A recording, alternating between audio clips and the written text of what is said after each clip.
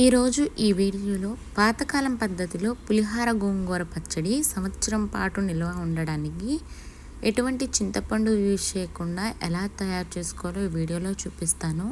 అసలు చింతపండు వాడకుండా సంవత్సరం పాటు ఇలాంటి చిన్న చిన్న టిప్స్ ఫాలో అవుతూ చేశారంటే పులిహార గోంగూర పచ్చడి అనేది చాలా టేస్టీగాను చాలా బాగుంటుందండి.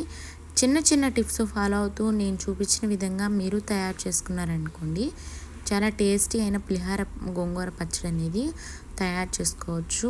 ఈ గోంగూర పచ్చడిని ఎండుమిర్చితో చేస్తారు. అలాగే ఈ గోంగూర పచ్చడి పాతకాలం పద్ధతిలో ఎలా తయారు చేసుకోవాలనేది ఈ వీడియోలో చూపిస్తాను.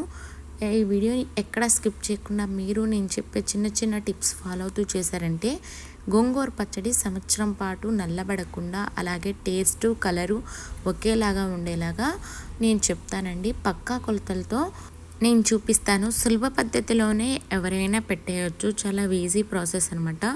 చింతపండు వాడకుండా ఎలా పెట్టాలనేది ఈ వీడియోలో చూపిస్తాను. సంవత్సరం పాటు ఉన్న టేస్ట్ అనేది అలాగే మారదు, ఎటువంటి ఫంగస్ కూడా రాదు. చూడండి ఎంత బాగుందో, ఆకులాకులుగా. అలాగే పులిహార గోంగూర చట్నీ అంటారు.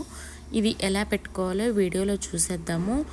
ఇప్పుడు మనకి కావాల్సిన పదార్థాలు, ఇప్పుడు గోంగూరని శుభ్రంగా ఈ విధంగా వీనలు తీసేసి కడిగి ఆరబెట్టుకోవాలన్నమాట. ఇది వచ్చేసి తెల్ల గోంగూర, ఇది 1.5 kg వరకు ఉంటుంది. దీంట్లోకి మరొకటి ఎర్ర గోంగూర కూడా యూజ్ చేస్తారు. గోంగూర ఈ విధంగా శుభ్రంగా కడిగి ఒక పొడి క్లాత్ మీద ఆరబెట్టి ఎక్కడ తడి ఉండకూడదు. అలాగే ఇప్పుడు ఇందులోకి మరొకటి ఎర్ర గోంగూర అనేది కూడా యాడ్ చేసుకుందాము. తడి ఉండడం వల్ల గోంగూర చట్నీ ఎక్కువ నిల్వ ఉండదనమాట. ఈ విధంగా తడి లేకుండా ఆరబెట్టుకున్న తర్వాత కొంచెం ఆరిపోయాక ఈ విధంగా ఆకు ముడుచుకుపోతుంది. ఆ తర్వాత ఇందులోకి కావాల్సింది ఎర్ర గోంగూర.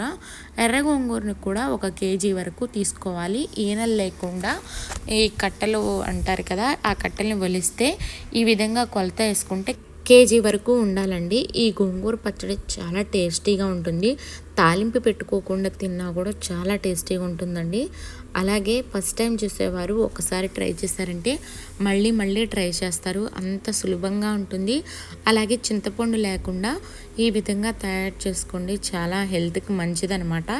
అలాగే చట్నీ కూడా చాలా రోజులు నిల్వ ఉంటుంది. ఇప్పుడు ఈ గోంగూరని కొంచెం కొంచెం కడాయిలో యాడ్ చేసి ఒక గ్లాస్తో, అంటే ఇది అరసోడు గ్లాస్ అంటారనమాట, ఈ విధంగా అరసోడు గ్లాసులోకి ఉప్పు అనేది రాళ్ళ ఉప్పు తీసుకొని కొంచెం కొంచెం యాడ్ చేస్తూ గోంగూరని వేయించుకోవాలండి. ఆ గ్లాస్ ఉప్పు సరిపడా గోంగూరని బ్యాచెస్ వైజ్గా వేయించుకోవాలి. చూడండి, ఒక గ్లాస్ ఉప్పుని ఇలా కొంచెం కొంచెం గోంగూర తీసుకొని అలాగే ఉప్పుని చేత్తో తీసుకొని కొంచెం యాడ్ చేస్తూ ఈ గ్లాస్ నిండా తీసుకున్న ఉప్పుని యాడ్ చేస్తూ మనం గోంగూరని వేయించుకోవాలన్నమాట.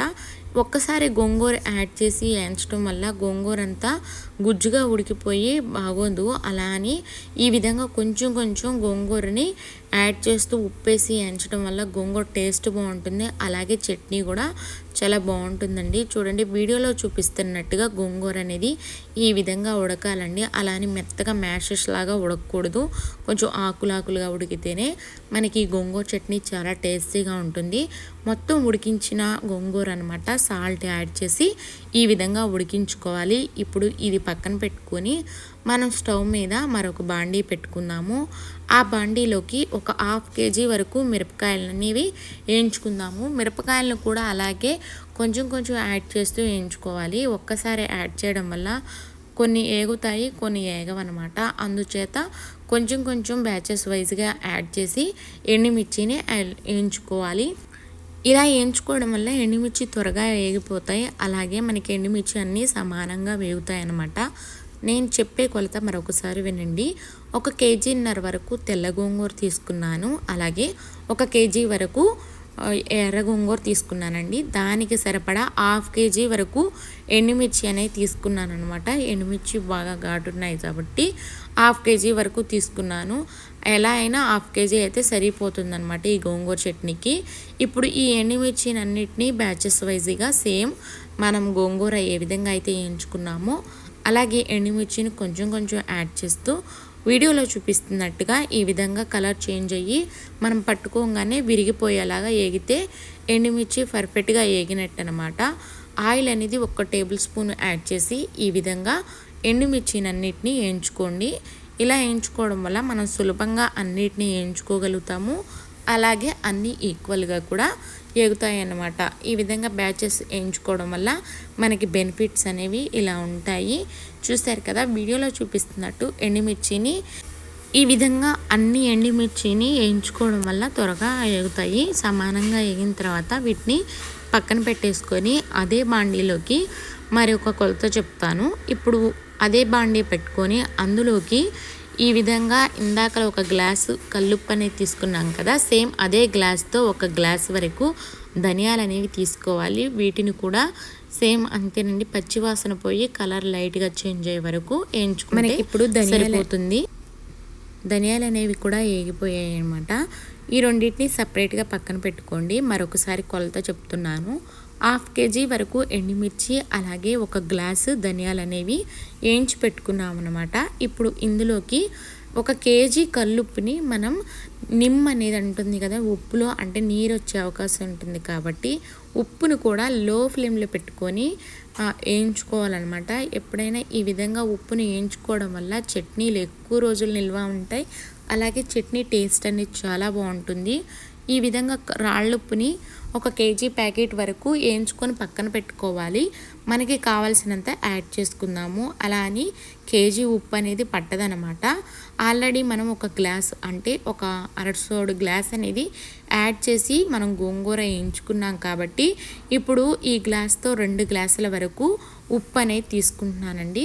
వేయించుకున్న ఉప్పు ఈ విధంగా 2 గ్లాసుల కొలత తీసుకొని పక్కన పెట్టుకుంటున్నాను.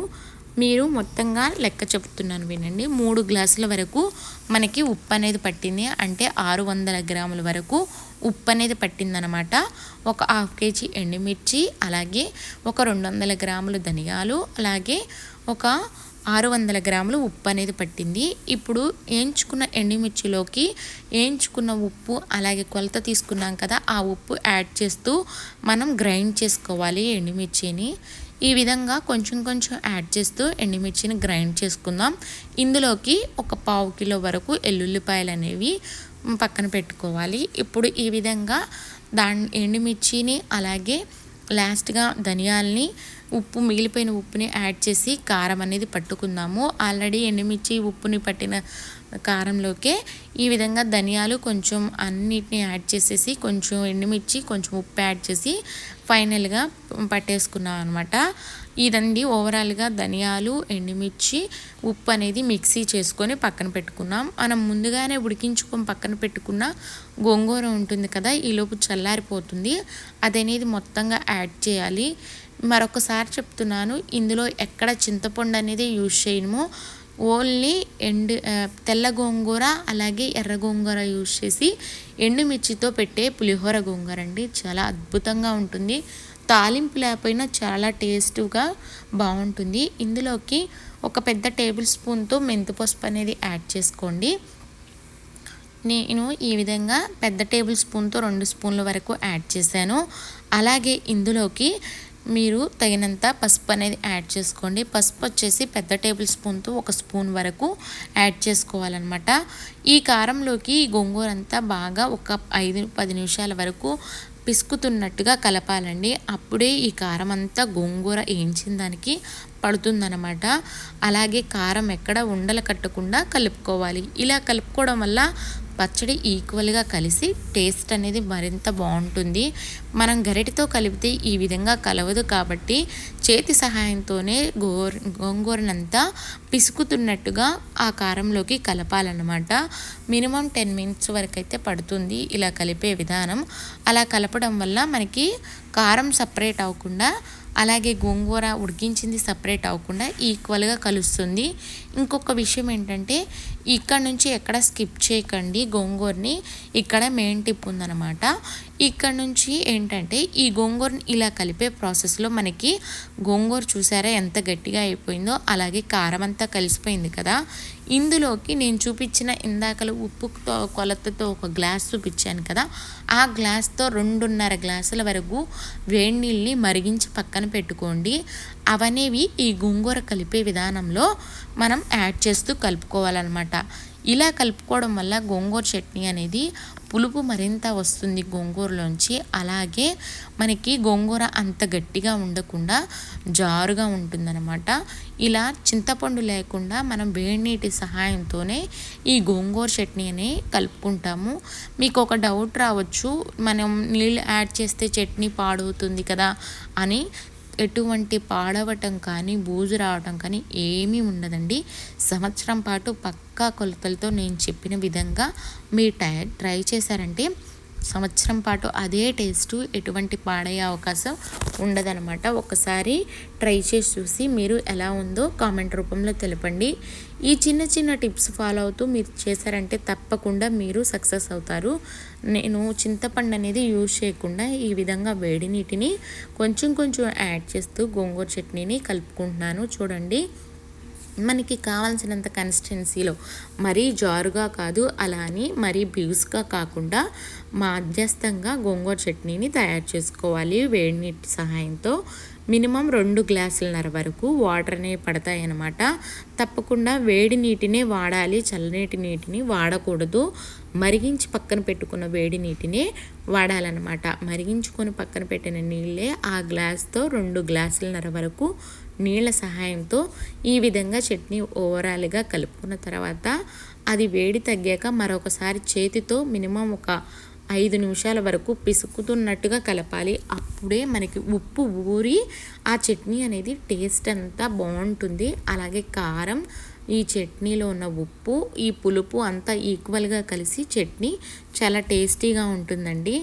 ఈలోపు మనం ఎల్లుల్లిపాయలు అనేవి చూపించాం కదా, అవనేవి పైన పొట్టు తీసుకొని బరకగా అంటే రివర్స్ వేసుకొని ఉంచుకోవాలి.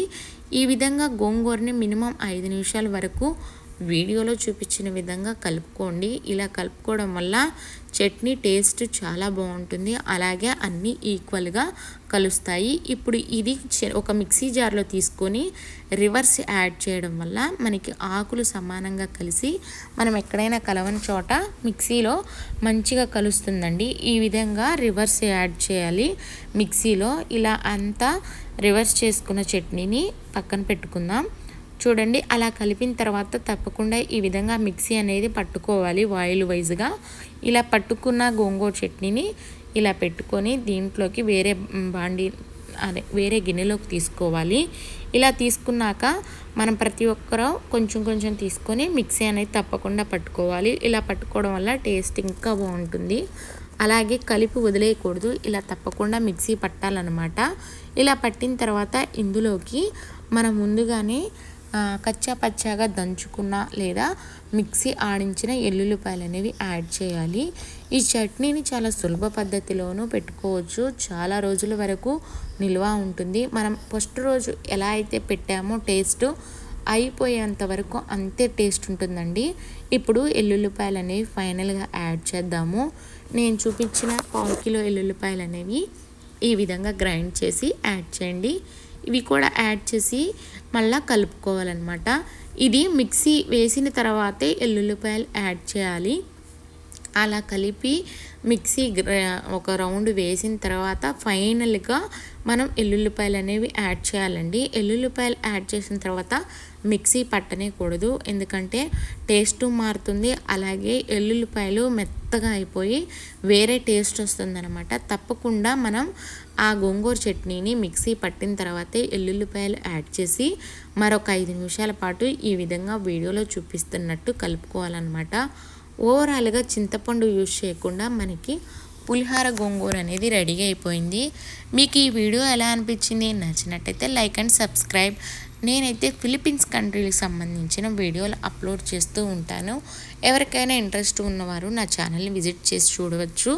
అలాగే కుకింగ్ వీడియోలు, వెరైటీ కుకింగ్ వీడియోలు కూడా అప్లోడ్ చేస్తూ ఉంటాను.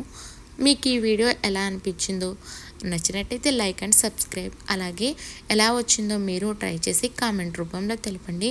తప్పకుండా మీరు నేను చెప్పిన కొలతల ప్రకారం నేను చెప్పిన చిన్న చిన్న టిప్స్ ఫాలో అవుతూ చేశారంటే మీకు గోంగూర చట్నీ సంవత్సరం పాటు అదే టేస్టు, అంతే కలరు, ఎటువంటి చింతపండు వాడకుండా పులిహోర గోంగూర అనేది రెడీ అయిపోయింది. Please like